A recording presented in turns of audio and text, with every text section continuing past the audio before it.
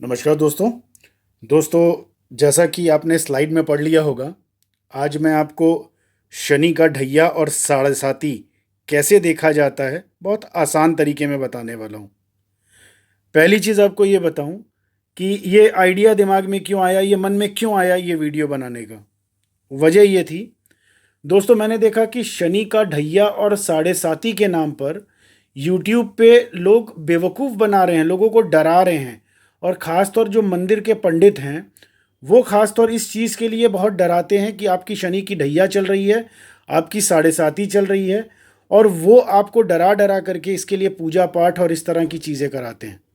पर मैंने देखा, मेरे पास अभी एक कुंडली ऐसी आई जिसमें किसी पंडित ने गुजरात के उनको ये बोला कि आपकी ढैया चल रही है, और जब मैंने कुंडली वो बनाई तो उसमें ढैया नहीं चल रही थी। तो मेरे मन में आया कि क्यों ना एक जागरूकता के लिए वीडियो बनाऊं कि लोगों को कोई भी ऐसे बरगला करके झूठ बोल करके ना तो शनि देव को बदनाम करें और ना आपके मन में शनि के प्रति कोई गलत धारणा दें। तो मैंने सोचा एक वीडियो बनाऊं जिससे आप अपनी कुंडली में खुद देख सकते हैं कि आपकी शनि की ढैया चल रही है कि नहीं, साढ़े साती चल रही है कि नहीं। ठीक है दोस्तों, आज मैं इस वीडियो में वही चीज़ बताने वाला हूं। यहाँ आप देख रहे हैं कि मैंने दो तरफ शनि शनि जो है शनि देव की फोटो लगा रखी है। पहली चीज़ देखिए, दो शनि का ढैया या साढ़े साती दो तरीके से होती है। दो तरीके कैसे? एक लगन से ढैया या साढ़े साती चलती है, और दूसरी चंद्रमा, जहाँ पर आपका चंद्रमा बैठा होता है उससे ढैया या साढ़े साती देखी जाती है। क्योंकि चंद्रमा मन का कारक होता है, मन पर प्रभाव डालता है, और हमारा ब्रेन जो होता है वो चंद्रमा से ही गवर्न होता है। ठीक है, तो चंद्रमा क्योंकि हमारे इमोशंस को गवर्न करता है, कि अगर कुंडली में चंद्रमा के ऊपर से शनि का ढैया, शनि 2.5 साल चंद्रमा के साथ में बैठा हुआ होगा या गोचर कर रहा होगा, तो आप शनि के ढैया में होंगे। अभी मैं आगे पूरा डिटेल में बताने वाला हूँ। फिर दूसरा लगन, ये जो मैंने ब्लू किया है ये लगन है, ये आपकी सोल है, जो आत्मा आपके शरीर के अंदर है। ये मेन लगन इससे देखा जाता है। ये लगन पे भी अगर शनि ढैया से गुजरे, मतलब शनि लगन के ऊपर से गोचर से, गोचर का मतलब आसमान में अगर शनि, समझ लीजिए यहाँ पर आपका नंबर 4 लिखा हुआ हो। ठीक है, ये एग्जाम्पल दे रहा हूँ आपको कि समझ लीजिए यहाँ पर आपका नंबर 4 लिखा हुआ हो। ऐसी स्थिति में, ठीक है, समझ लीजिए नंबर 4 यहाँ लिखा हुआ है, तो ये कर्क लगन की कुंडली हुई। इसके ऊपर से आसमान में जब भी, जैसे आप अक्सर टीवी में देखते होंगी कि शनि अपना घर बदल रहा है। ठीक है, तो शनि अगर कर्क राशि से गुजरेगा, मतलब कर्क राशि नंबर 4 में अगर गोचर में ढैया चल रहा होगा और आपका लगन भी नंबर 4 होगा, तो इसका मतलब आपका लगन पे ढैया शुरू हो चुका है, चल रहा है। ठीक है, और ऐसी स्थिति में आप शनि के ढैया में होंगे वो 2.5 साल के लिए। तो ये लगन का ढैया। अब साढ़े साती कैसे होती है? जब, समझ लीजिए अगर जब भी शनि नंबर 3 से, यहां से नंबर 3 से,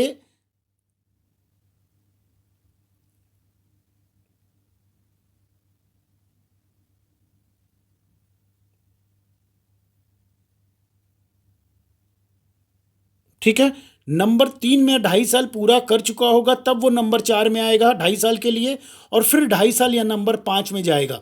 ठीक है, तो 3 पे 2.5 साल बीता होगा, फिर 4 पे आएगा, फिर 5 पे जाएगा।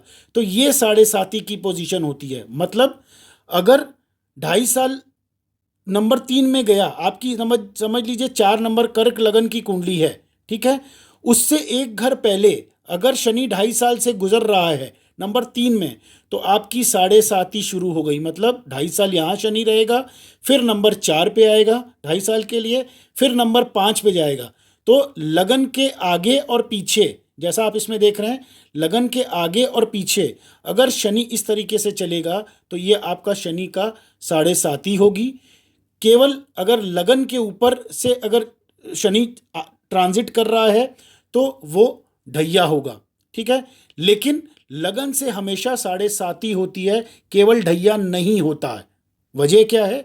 क्योंकि नंबर 3 से नंबर 4 पर वो आएगा, तो अगर 2.5 साल पीछे है तो साढ़े साती तो उसी समय प्रारंभ हो जाएगी। ठीक है, और फिर नंबर 4 में आएगा, फिर नंबर 5 में आएगा। तो लगन से आमूमन 7.5 ही होती है। ढैया तब प्रभाव में आता है जब वो नंबर 3 से नंबर 4 में यहाँ प्रवेश कर जाएगा, इस नंबर 4 में प्रवेश कर जाएगा, तब वो 7.5 के साथ साथ ढैया में भी होंगे आप। ठीक है, तब ऐसी स्थिति में मानसिक तनाव, टेंशन्स, और जब लगन के ऊपर वो गोचर करेगा तो वो टेंशन्स देता है, मानसिक तनाव देता है, काम नहीं बनना, वो सारी तकलीफ़ें देता है। ठीक है, क्लियर है ये चीज़। अब इसके साथ एक चीज़ देखनी और आवश्यक है, वो क्या, हर बार जैसे हो सकता है आपका यहाँ नंबर 4 ना हो लगन पे, नंबर 1 हो, नंबर 2 हो, नंबर 3 हो, नंबर 4, 1 से लेकर क्रमशः 12 तक कुछ भी हो सकता है। ठीक है, तो अफेक्ट हर चीज़ पे अलग अलग होगा। नंबर 4 क्योंकि चंद्रमा की ही राशि है तो उस पर अफेक्ट ज़्यादा होगा, क्योंकि यहाँ पर मित्रता और शत्रुता दोनों देखी जाती है। शनि और चंद्र आपस में मिलकर के विष योग का निर्माण करते हैं, जहर योग का, तो उसका अफेक्ट ज़्यादा होगा आपके ऊपर। लेकिन यही अगर शनि किसी अपने मित्र राशि में चला जाएगा तो नुकसान नहीं करेगा। मित्र राशि क्या, मोटा मोटी समझ लीजिए नंबर 7 यहाँ पे आपका है, ये तुला लगन की कुंडली हो गई आपकी। ठीक है, नंबर 7 जो है तुला लगन, अगर उस पे शनि का ढैया चलेगा तो शनि फायदेमंद होगा, क्योंकि ये उसकी मित्र राशि है, वो शुक्र की राशि में मित्रवत व्यवहार करता है।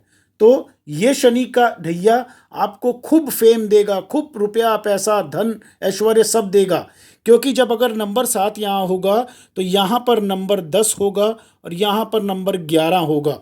ठीक है, 7, 8, 9, 10, 11, तो शनि शुभ घर का स्वामी हो जाएगा, और जब यहाँ से गोचर करेगा तो ये आपको प्रॉपर्टी देगा, असेट्स, वाहन, लग्जरीज, और साथ में अगर आपकी संतान नहीं हो रही तो वो उस समय में आपको संतान भी देगा। ये समझ रहे हैं, ये 5th हाउस अनएक्सपेक्टेड गेन्स का भी हाउस है, साथ में स्पेकुलेशन का भी हाउस है, तो वो भी देगा।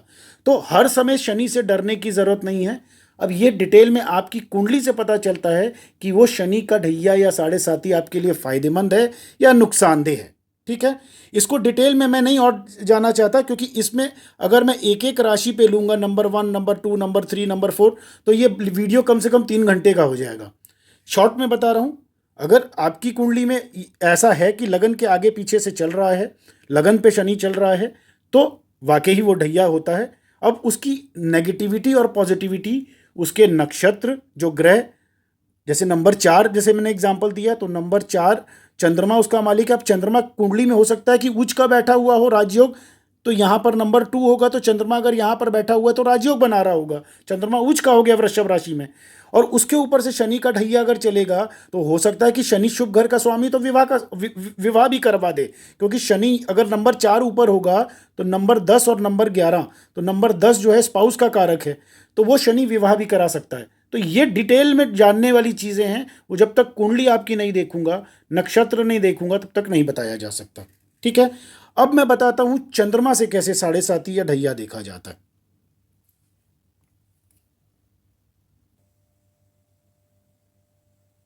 अब दोस्तों बताता हूं कि चंद्रमा से कैसे ढैया और 7.5 देखा जाता है।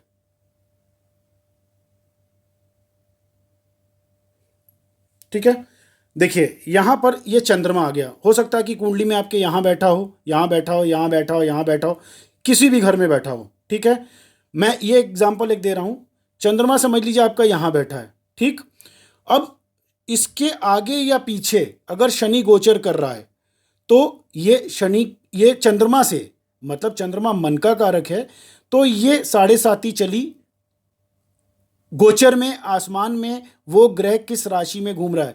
जैसे मैंने ऊपर एग्जाम्पल आपको दिया था, यहाँ पर नंबर 4 का एग्जाम्पल मैंने आपको दिया था कि नंबर 4 अगर ऊपर लगन पे लिखा हुआ हो, ठीक है, तो ऐसी स्थिति में मैंने आपको 4 का एग्जाम्पल दिया था, तो यहाँ पर अब नंबर 10 लिखा हुआ होगा।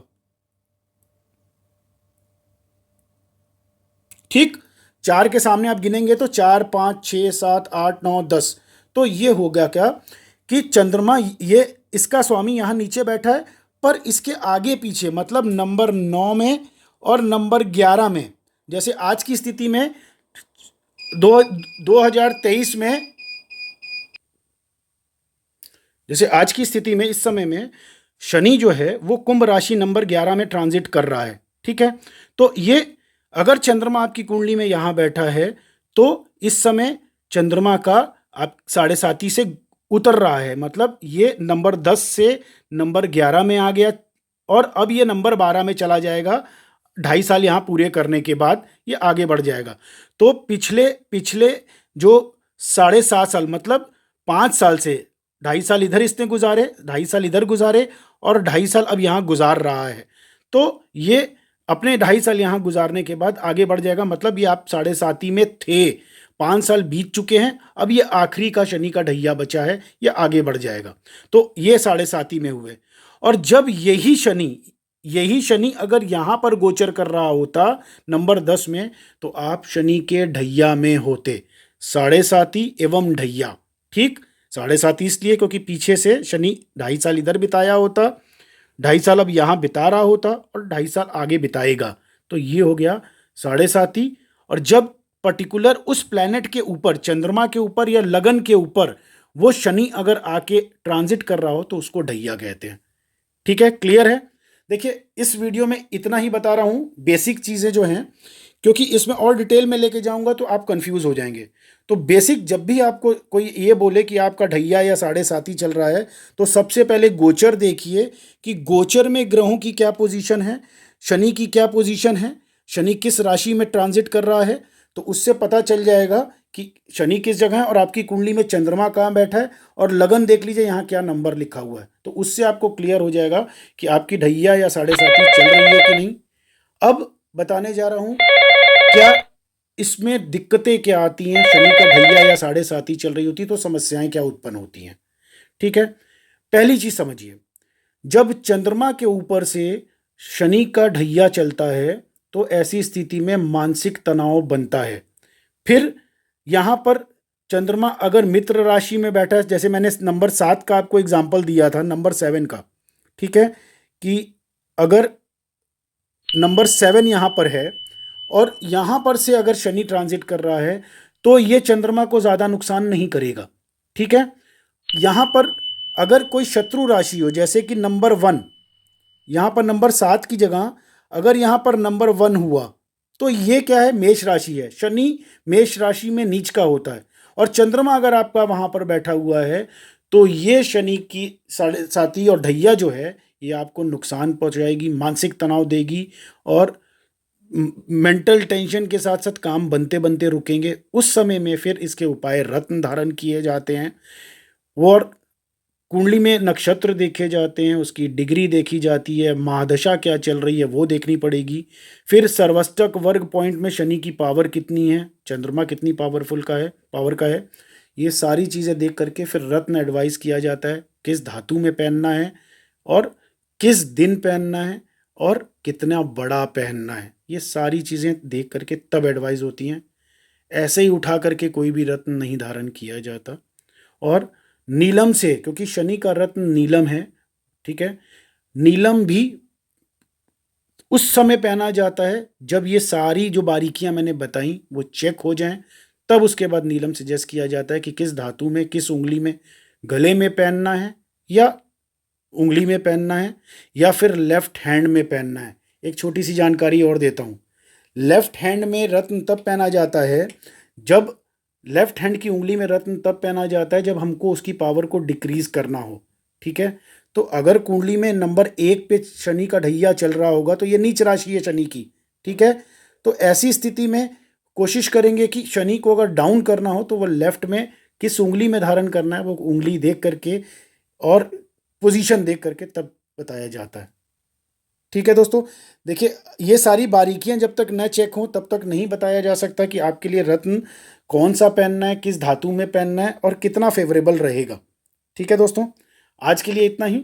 अगर आप अपनी कुंडली दिखाना चाहते हैं, चीज़ें जानना चाहते हैं कि आपका शनि का ढैया चल रहा है कि नहीं, 7.5 चल रही है कि नहीं, और आगे भविष्य में कितना बड़ा राजयोग आने वाला है, तो वो सारी चीज़ें बताई जा सकती हैं। पहले ही बताया जा सकता है कि आपके लाइफ में कितना बड़ी राइज आने वाली है कुंडली के ग्रहों से। आप हमारे इस व्हाट्सअप नंबर पर भी जुड़ सकते हैं। आप अपनी date of birth, time of birth और प्लेस ऑफ बर्थ वो डिटेल्स मुझे इस पे भेजिए और नॉमिनल एक फ़ीस लेता हूँ। फ्री में प्रेडिक्शंस नहीं करता, क्योंकि एक्यूरेसी तभी आएगी जब एक कुंडली को कम से कम 7 से 8 घंटे देखा जाए, उसकी बारीकी से उसका एनालिसिस की जाए, तब एक्यूरेसी ज़्यादा आएगी और एक्यूरेट प्रेडिक्शंस निकलेंगी। ठीक है दोस्तों, और अभी तक अगर आपने सब्सक्राइब नहीं किया तो सब्सक्राइब करिए, बेल आइकन अवश्य दबाइए, ताकि नए वीडियोस डालूं तो उसके नोटिफिकेशन आप तक पहुंच सकें। ठीक है दोस्तों, आज के लिए इतना ही। फिर मिलते हैं एक नई वीडियो में एक नई जानकारी के साथ। तब तक के लिए नमस्कार। जय श्री राम।